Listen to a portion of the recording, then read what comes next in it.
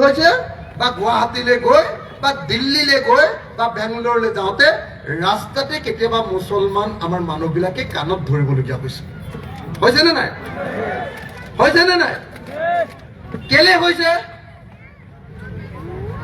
আজি যিজন মুখ্যমন্ত্ৰী আজি ধুবুৰীত ইলেকশ্যন প্ৰচাৰ কৰিবলৈ আহিছে, তেওঁ গোটেই অসমতে গাই আছে যে মই ধুবুৰীলৈ গ'লে মোৰ মনটো খুব বেয়া লাগে, সেইখন অসম নহয় যেনে লাগে, তাত গোটেইখিনি বাংলাদেশী। কৈছেনে নাই? কৈছেনে?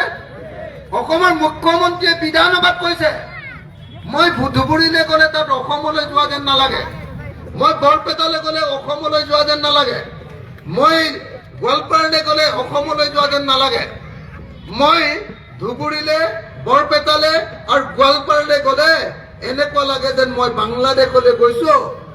তাৰমানে কি কৈছে? তাৰমানে ধুবুৰী, বৰপেটা আৰু গোৱালপাৰাৰ মানুহ সব বাংলাদেশী বুলি কৈছে। কোনে কৈছে? কোনে কৈছে? অসমৰ মুখ্যমন্ত্ৰীয়ে হয়নে নহয়? হিমন্ত বিশ্ব শৰ্মাই হয়নে নহয়? হয়নে নহয়? এজন মুখ্যমন্ত্ৰীয়ে যেতিয়া বিধানসভাত কব, এটা জাতিৰ বিষয়ে কব যে তেওঁলোকৰ ওচৰলৈ গ'লে মোৰ বাংলাদেশলৈ যোৱাৰ নিচিনা লাগে, তাৰমানে তেওঁলোকক সকলোকে যেতিয়া বাংলাদেশী বুলি কব, তেতিয়াহ'লে তেওঁলোকৰ জীৱন আৰু সম্পত্তি অসমত সুৰক্ষিত হ'বনে? তেওঁলোকক য'তে ত'তে মানুহে দিগদাৰ নকৰিবনে? কৰিবনে নকৰিব?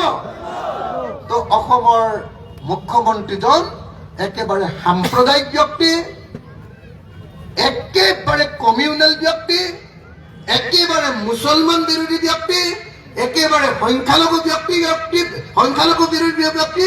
আৰু সেইকাৰণে অসমৰ সংখ্যালঘুসকলৰ আটাইতকৈ ডাঙৰ শত্ৰুজনৰ নাম হিমন্ত বিশ্ব শৰ্মা। হয়নে নহয়? ঢিলা অলপ এতিয়াও প্ৰেম আছে নেকি? মামাৰ প্ৰতি এতিয়াও প্ৰেম আছে নেকি? তেতিয়াহ'লে কিয় মাতটো ইমান ঢিলা দিলি? অসমৰ সংখ্যালঘু ৰাইজৰ আটাইতকৈ ডাঙৰ শত্ৰু কোন? অসমৰ সংখ্যালঘু ৰাইজৰ আটাইতকৈ ডাঙৰ শত্ৰু কোন? মহিলাসকলে মাত মতা নাই, অৰুণোদয় নেপাম বুলি ভাবিছে নেকি? অসমৰ সংখ্যালঘু মুছলমানসকলৰ আটাইতকৈ ডাঙৰ শত্ৰু কোন? হিমন্ত হয়নে? হিমন্ত হয়? হিমন্ত হয়? চাব দেই, 1925 চনত ভাৰতত RSS নামৰ এটা দল জন্ম হৈছিলে। RSS, সেই RSS ব্ৰিটিছৰ সময়তে কৈছিলে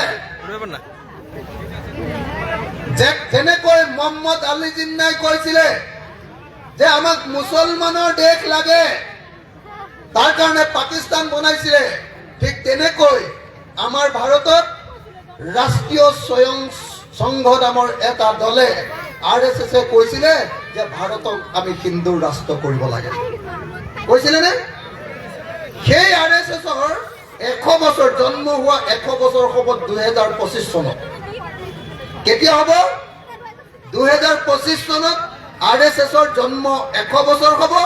আৰু RSSৰ জন্ম 100 বছৰ যি বছৰ হ'ব, অহা বছৰ, তাৰমানে এতিয়া 24, অহা বছৰ 100 বছৰ হ'ব। আৰু যদি 100 বছৰ হয়, তেতিয়াহ'লে বিজেপি আৰু RSS সিদ্ধান্ত লৈছে যে ভাৰতবৰ্ষখন 2025ত তেওঁলোকে হিন্দু ৰাষ্ট্ৰ ঘোষণা কৰিব। খবৰটো পাইছেনে নাই? খবৰটো পাইছেনে নাই? খবৰটো পাইছেনে নাই? 2025ত RSSৰ জন্ম শতবৰ্ষ হ'ব আৰু RSS আৰু বিজেপিয়ে মিলি ভাৰতক হিন্দু ৰাষ্ট্ৰ ঘোষণা কৰিবৰ কাৰণে যুঁজা কৰি আছে বুলি আপোনালোকে খবৰ পাইছেনে নাই? পাইছে? মই আপোনালোকক সুধিব খুজিছো, আপোনালোকে ভাৰতখনক হিন্দু ৰাষ্ট্ৰ কৰাটো বিচাৰে নেকি? নিবিচাৰো। বিচাৰে নেকি? নিবিচাৰো। মই নিবিচাৰো। মই নিজে এজন হিন্দু মানুহ, মই নিজে অসমীয়া আহোম মানুহ, কিন্তু মই দৃঢ়তাৰে কওঁ যে ভাৰতবৰ্ষখন গণতান্ত্ৰিক দেশ হৈ থাকিব লাগে। লাগেনে? লাগে। ভাৰতবৰ্ষখন ধৰ্ম নিৰপেক্ষ দেশ হৈ থাকিব লাগে। লাগে লাগেনে? লাগে ইয়াত হিন্দু মুছলমান একেলগে থাকিব লাগে, শান্তিৰে থাকিব লাগে, কাজিৰা নকৰাকে থাকিব লাগে। লাগেনে? লাগে হিন্দু মুছলমান খ্ৰীষ্টান জৈন বৌদ্ধ শিখ যিমান আছো পাৰ্চী যিমান ধৰ্মৰ মানুহ আছো আমি ভাৰতৰ সংবিধানত লিখি থৈছো যে আমি সকলো একেলগতে থাকিম, আমাৰ লগত ধৰ্মৰ বিভাজন নহব।